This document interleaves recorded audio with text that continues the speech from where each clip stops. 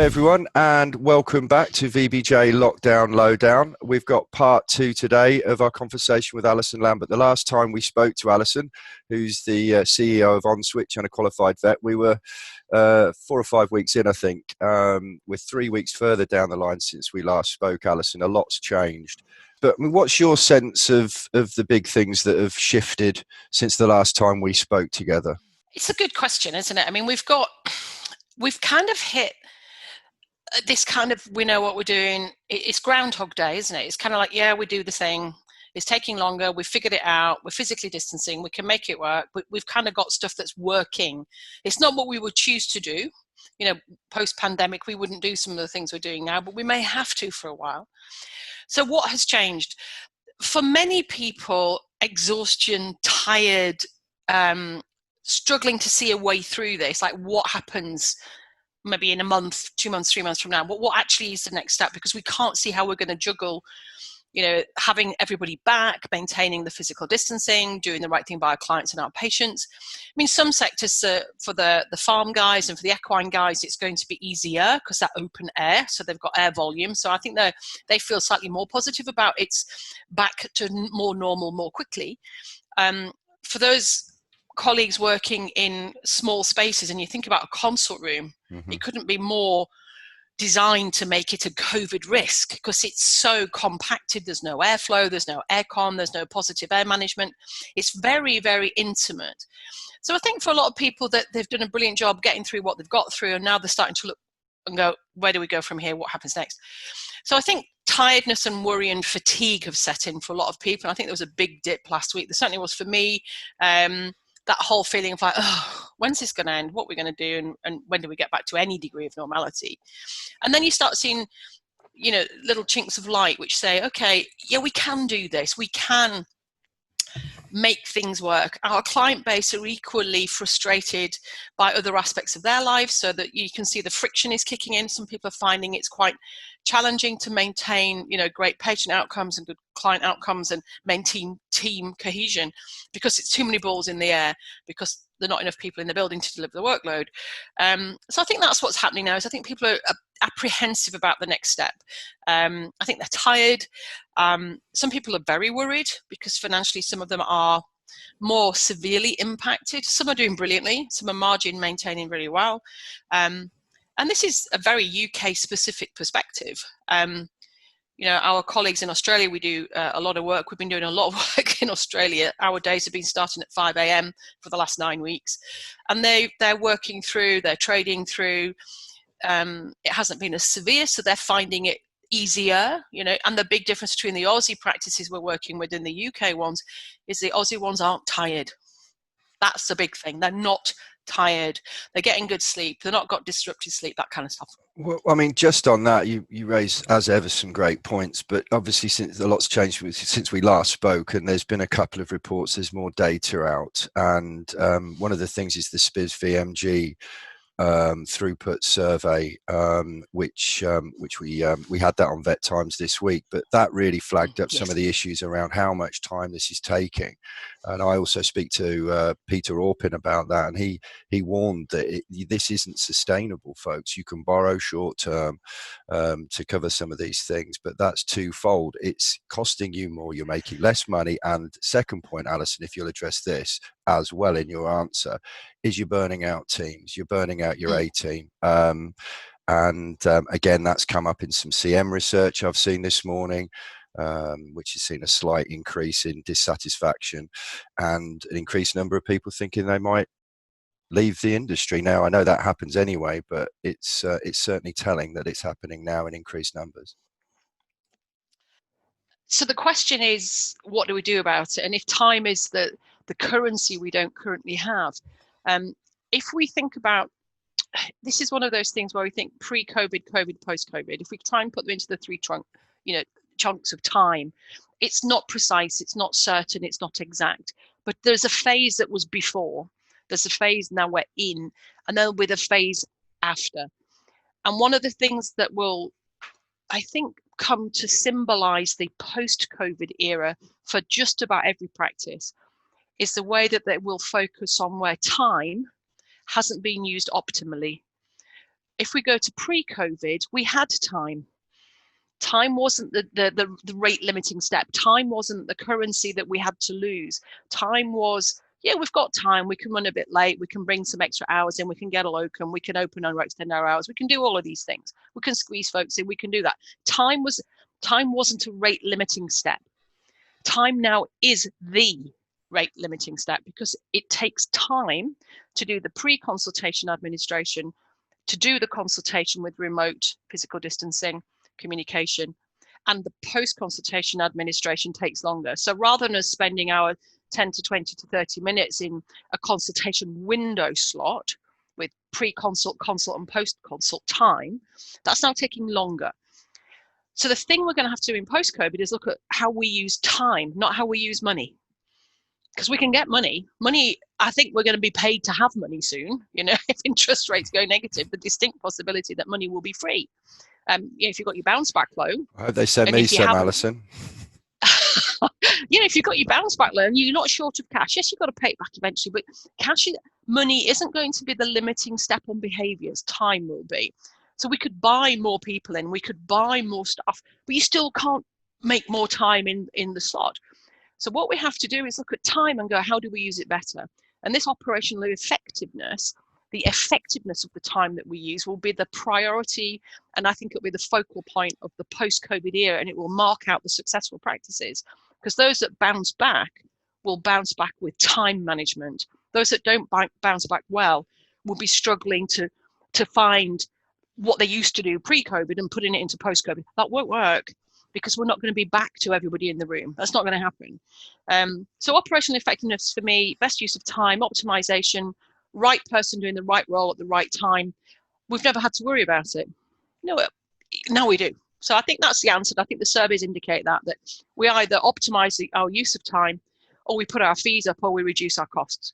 Well, you've reduced your costs any further. The only thing you can reduce now is people costs, and you've already done that. You've furloughed everybody, and you've seen what a devastating impact that's had on team well-being. Is the workload still there?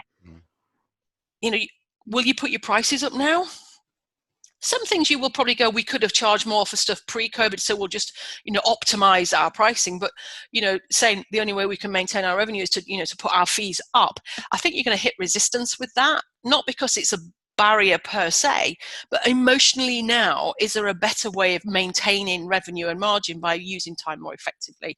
Time optimization, that's the key. And on that, I'd like to continue a little bit. The other side of that particular coin is the clients, and a lot of these changes have forced them to work differently. So we could potentially be, as a client, paying more money and having to faff around an awful lot more to get the treatment. I mean, that's a difficult sell, isn't it? And we do need to be mindful that the clients are being expected to do a lot of the legwork in some of these arrangements, and how sustainable is that?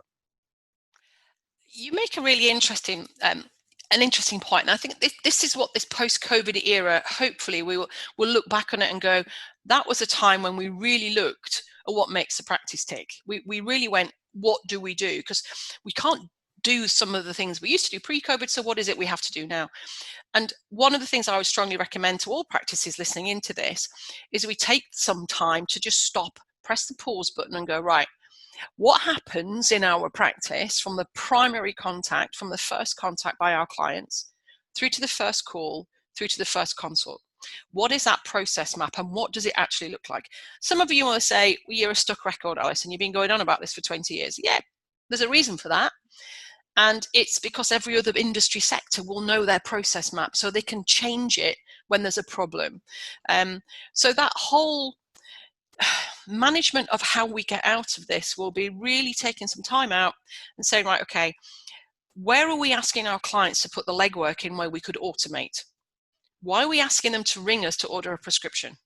Why are we asking them to ring us to book an appointment? Why are we asking them to call us when they've arrived, when they could have on a WhatsApp or a text or on some form of app said, we're here? Think about a McDonald's drive-through. If I was going to open a veterinary practice today, I'd go and buy a McDonald's drive-through because it's perfect, isn't it? Traffic flow. Queue, press a button. Hello, it's Mrs. Lambert. I'm here with Cato. Great. Drive to the next window. Give us your dog. Marvellous. Go to the next window. Collect your dog. If you think about the McDonald's drive-through scenario, it's one-way traffic. There's no contact. You give us your dog. By the way, for those of you who think I'm seriously saying you go out and buy a McDonald's drive-through, maybe don't. But the principle, just think about it. Mass participation access, funneled down, linear flow, give us your money. Key point, give us your money before you get the product. Go to window 2, get your product. Now, they're not ringing up saying, oh, hi, I'm in the car park. Can I have a burger and fries? They're not doing that. They've automated. So my point here, I get very excited about this, as you can tell. You this should is just do. my It's thing. it's exciting. Doing this for 20 years. It's exciting stuff, Alison. But it is. But now it's time is now. Is what is the journey you're expecting your clients to put the legwork in, and all these steps? Which of these could we do? Which of these can we automate? Which of these could be outbound comms? Which of these can be validation comms, so that the owner doesn't have to do that? And the obvious one is repeat prescriptions for me. Is we know they're going to run out because we know the dog is on these meds and there's enough there to last it a month. Why do we wait for them to ring up and then say, I need some more meds? Then we say, oh, I need to check. I'll give you a ring back. And then they ring back and say, well, when are they ready? Oh, we haven't got them checked yet. There's about 6 phone calls there saying your meds are ready. Come and collect them. We know when they're going to run out. Why don't we do scheduled delivery, get the prescription onboarded? You're going to do checks every 3 and 6, depending on the drugs you might do monthly, and then just ship them. Why do we have to make it complicated? Now, if we do this pre-COVID, people go, oh yeah, but we want the footfall. We want them in the building so we can talk to them and be gorgeous and sell them bags of stuff. Well, one, you never did. Let's get to the data on this. That didn't work because you were too busy at the front desk in case it was happening and phones were ringing and stuff was happening. So people just came in, queued, got the meds and went. It was rare that they were upsold anything. It just did not happen. But we felt it was important. So as a footfall driver, we're hesitating to go with home delivery or shipping of meds and all that stuff. From the owner's point of view, it's like, save me the hassle. Just send me the stuff. Send me it like you send me everything else. You'll have heard of Amazon. They do home delivery. It's normal for them. Let's take some tasks away from our owners, either by doing them ourselves or by automation. And now is the time to say, we've got to do this, blame COVID. If you can't feel good about the decision, blame the third party, and the third party here is a global pandemic meant we had to do it this way from now on in, the end. Yeah, I mean, you touched on it a little bit there, and we'll talk about video consults for a bit, if I may, because you mentioned that you use WhatsApp, text message, lots of other ways, lots of other touch points with the client. I know a lot of practices have been struggling to implement effectively telemedicine in terms specifically the video consults for various different reasons. But often as not, that's only going to work so well unless it's accompanied by a whole suite of other often digital measures, but can be the phone, can be lots of things, but lots of touch points, lots of information for the client, and lots of opportunities for them to engage with your practice. Really good question about how we embrace and utilize telemedicine, and I think before we have that conversation we need to just define what we're talking about, because there's a lot of confusion and interpretation. So fewer words, better said. What's the clarity? 3 options. Number 1, a remote consultation. This is the patient is not present. So remote consultation, patient not present. So vet through some device, phone or video or mobile or whatever, and patient somewhere else. That's remote consulting. Telemedicine, where a vet speaks to a vet about ECGs or images, that we've been doing that for years. That's normal, that exists. So that's what most of us think about with telemedicine. And then we have remote prescribing, which gets muddled into telemedicine. And remote prescribing is the patient isn't present, but I'm producing a script. And again, most people will know my view on this is that we shouldn't go down the route of producing remote prescribing unless that patient is under our care and has had a primary vet client patient relationship established. So when we're talking about remote consulting, we mean clinician to client, but the patient isn't present. The reason that we're trying to find our way through this is this classic, Apollo 13 moment again. We had to have something. We had to make something that would work, because if we didn't, there wouldn't have been any money. There wouldn't have been any patient care. There wouldn't have been anything. So we created, how can we keep in touch, and how can we do patient outcomes, and how can we get revenue? And the reason I mentioned Apollo 13 is because I think it's a really good way of looking at, your lithium hydroxide absorber's blown up and you're dying and you're going around space and you've got to fix it. So they made a thing, and there was a square peg and a round hole and some sticky back plastic, and they survived. But you wouldn't do it that way if you weren't dying. You would have a better one. So at the moment, we're in the Apollo 13 phase, wherein they just get something that works. Will it be what we use later? No, it won't for most people. There are some very good apps. The medics are using remote consulting now. Just about 100% of the medical institutions out there have got some remote consultation capability, whereas pre-COVID it was about 5%. And they've learned that there are things you can use it well for and there are things that you can't. But what you do need is you need access to patient data. You must have the patient notes, otherwise this doesn't work. And you must have an ability for the tech to work easily so that the patient owner can access this. And the apps that are specifically designed for that work way better than us utilizing WhatsApp or Skype or FaceTime or Zoom, because we've still got admin. We can't see patient notes. We can't bed it into the patient notes. We can't make it part of the patient record. So post-COVID, there'll be 3 or 4 strong, designed, fit for purpose, integrated to PMS, payment before consult, so that payment stage is taken away, data available, simple to use. That they will evolve out of this, and there are some out there already that look like hot, top candidates for that. And I think the people who are just trying to find their way through it's understandable, because it's a way of maintaining patient care, but for many people I think the motivator was actually maintaining revenue. I think that most people went, we need some revenue here. Let's better find a way of doing that. But the positive, and there is an absolute positive, is that people are prepared to pay. Now, they always were, but we've seen it now. So let's not go back to giving loads of free phone advice, giving out this free when people were prepared to pay for it, because we've moved our fee expectations in our heads up. The clients were 90% of them were happy anyway. So I think it's been a pivot point for us. I suppose the whole thing about how this is going to have impacted on fee structures is a whole different conversation, Alison, perhaps one from another day. We know there's a backlog of work building up. What kind of conversations do managers and owners need to be having now? I think it's a really good question again. It's one that everybody's doing their damnedest to get through the day. And once they've got through the day, they're doing the damnedest to get through the week. And when they've got through the week, they're doing the damnedest to get through the month.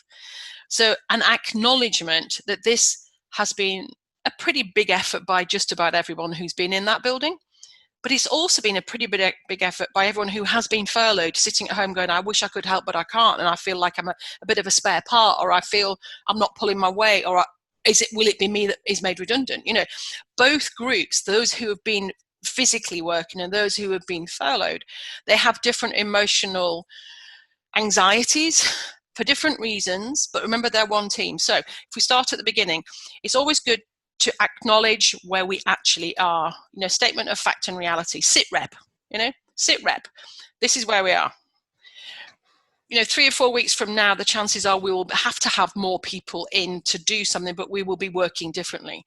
This is what it may mean to you. This is what we're doing. This is what we're thinking. This is where we're at. Furlough was a scheme to stop us making everybody redundant. So, when it stops, we still have that decision to make unless we can get workload managed. That is still a risk. It's still a fair conversation. People who are worried about being made redundant, I think those conversations have to happen one-to-one to say, look, this is what we're doing. This is where we're at. This is how the practice is going. Share that data. For me, this is another real tipping point is transparency of data and revenue. If we were 100, just for the sake of argument, say we were 100 revenue pre-COVID and we've gone to 70 revenue COVID, are we going back to 100 revenue 2 or 3 months after COVID? We'll have a spike, we'll have the bounce back spike, but then it'll come back. It might go to 90. In the 90% economy, as the Economist described the economy ongoing as a 90% economy. Well, that's fine, but the 90% economy doesn't sustain 100% of the wage bill. So unless we do something differently, we have to change it. And that conversation has to be had now. And that may well mean changing rota patterns, changing hours, fewer hours, different hours, double day shifts, double op shifts, all of those kind of things. But you can't go to someone and say, we want you to do, all day bitch space, Saturday, Sunday, Monday, without saying why. There's got to be, this is where we're at. This is what needs to happen for us to have the business sustaining and thriving in 3 to 6 months from now. We will be working differently, and that will impact you. You quoted the Economist there and the 90% economy. I'm no mathematician, but a 90% economy suggests perhaps 1 in 10 jobs might go. I mean, that's something that, as you say, it's a very real risk. I think the whole furlough situation is still confusing for people. It's still a real juggling act for practices. We hear they're rotating furlough, and there's lots of different ways of dealing with it. It's a really tricky issue. But do you have any specific advice around furlough? Do practices just bring everyone back now? Do they wait? How do they maximise the benefits and allay the risks of all this? Because there's both, isn't there? There is. And the furlough scheme, again, I would always go back to the beginning and go, what was the purpose of the furlough scheme? The furlough scheme was a government intervention to mean that we didn't just make everybody redundant because the work wasn't there. That's what it is. They've tinkered and modified and evolved it so that it looks like there's going to be more flexibility in the program, but its purpose is to keep you employed. That's the purpose. If we hadn't have had furlough, there would have been redundancy. There's no debate about it. The work wasn't there, therefore you can't keep paying people if there's no work. And I wonder whether that bit has been missed somewhere along the way. That the purpose of furlough was to stop you losing your job. Now, therefore, we have to work with it, and we have to understand that post-COVID, there will be changes in our working patterns. There has to be. If we go back to a 90% economy, there will be some amendments to the way we operate, let alone the social distancing piece. So my advice on furlough is, I'm not an HR expert, and I think there's a legal framework here as well. I think you need to look daily at the HMRC's HM government furlough update things, because it changes remarkably. I think you also need to look at the reality of your production data as it stands today, and look at if that goes from, say, 70% of normal revenue to 80% of normal revenue, or 90% of normal revenue. Look at your scenario planning. The question will be, how many hours do you need to lose off your wage bill for you to furnish the delivery of the services you're going to have to deliver? There will be a bounce back backlog, all the neuters, all the vaccines, all the lumps, the bumps, the dentals. But then it's going to come down. The good thing about the timing of this pandemic from a UK perspective, it's going to hit us in summer. So June, July, August, where we're usually peaking. So it may be that we get 2 or 3 months of actually it looks okay.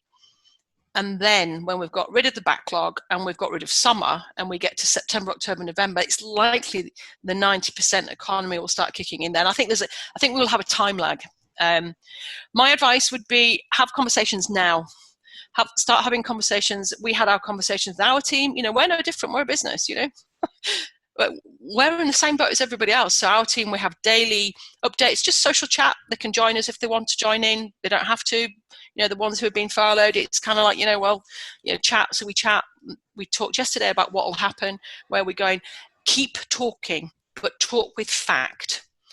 This is where we are. This is what it looked like. This was the revenue for April. This was the revenue for last April. This is the revenue for this April. If it was 100K last April and it's been 70K this April, our fixed costs are still 20K.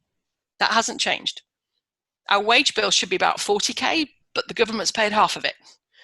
Our drug bill would normally be 20K and it's been about 12, 14K.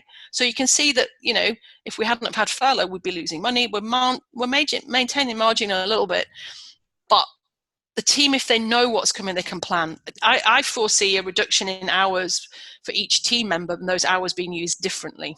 The bounce back will keep us going, but then I think it will come down. And I hope I'm wrong.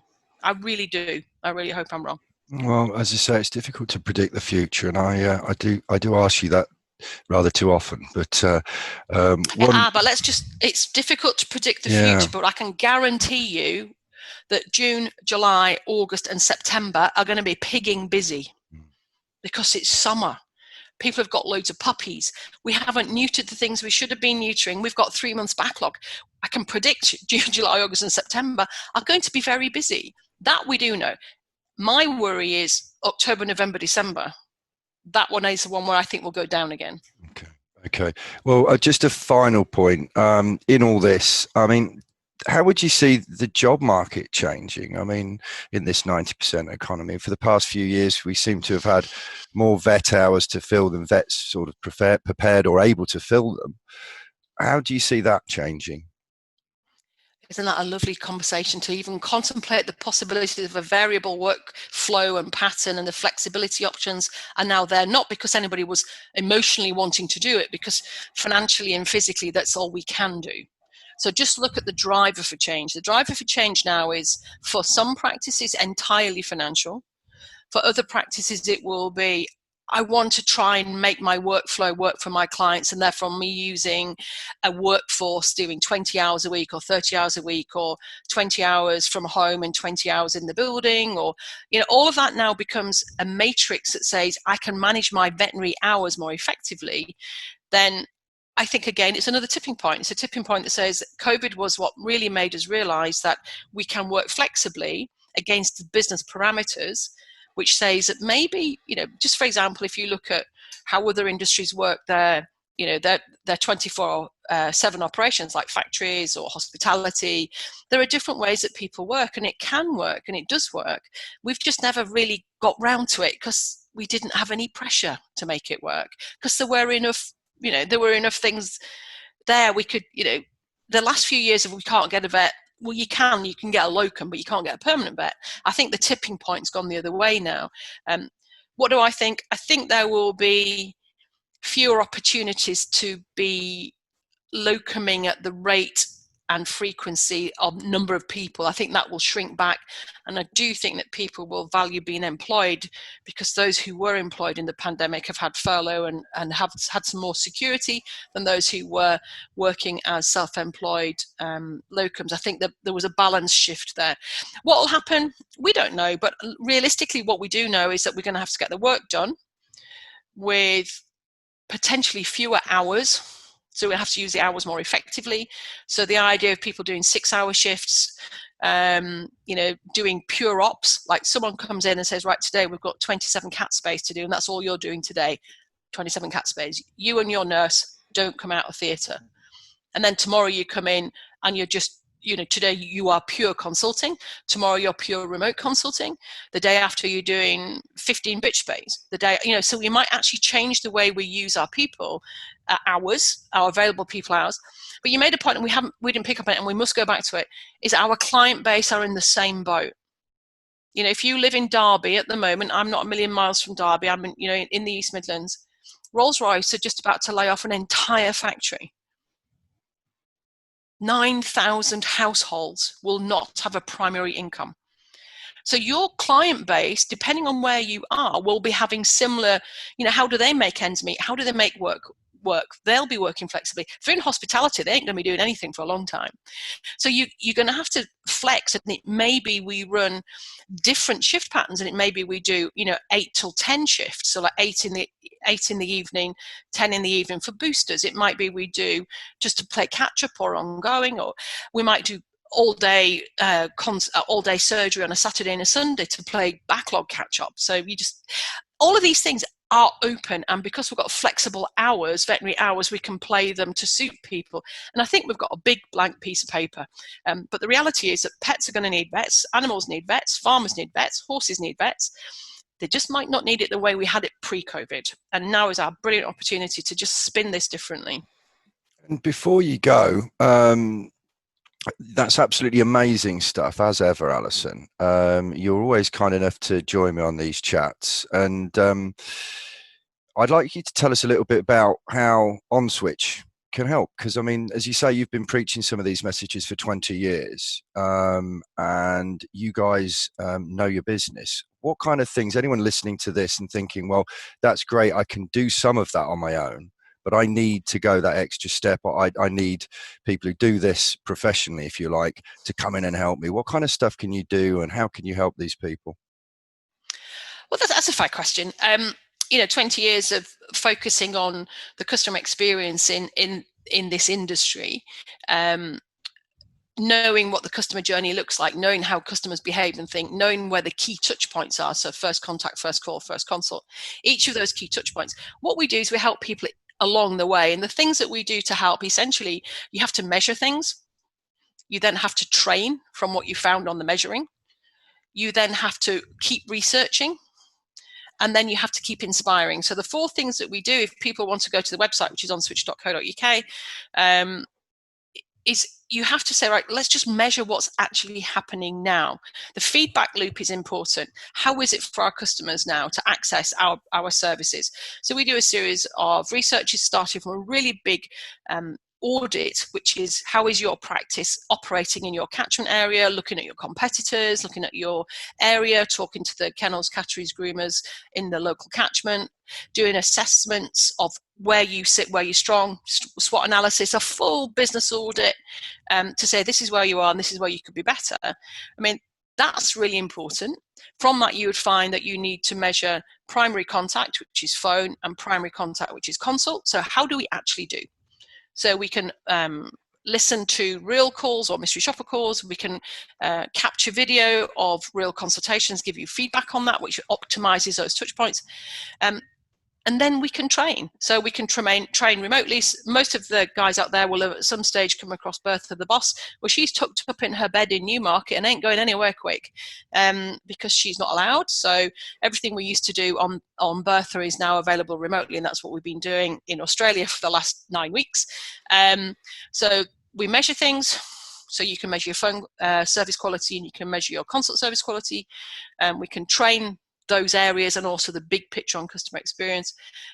Primary research, look at how you sit, understand your local catchment area, your key opinion leaders, all of those things. And then inspire. So, we can deliver for you. We do a lot of conference speeches. We run our own conference. So people can join in if they want to. If they don't want to, then that's cool too. But it is really important. You use the word inspire there, Alison, and I think you've inspired quite a lot of people talking to us over the last few weeks, and you certainly inspired me in my career. So it's been an absolute pleasure and a privilege to talk to you again, and thanks for joining me. Well, thank you. It's lovely to be here. And I'm just noticing that I really have now missed 3 haircuts. So at some stage, this will have to be amended. But I'm not going to trust my family with dog clippers, which is what we've done so far with both my own father, my husband and my son. It's all right for the lads, not so good for you. I can't say anything about haircuts, so Alison, mine's not been touched for 3 months and this moustache is quite frankly ridiculous. But exactly. On that note, I shall bid you a fair farewell, and thanks again for joining me.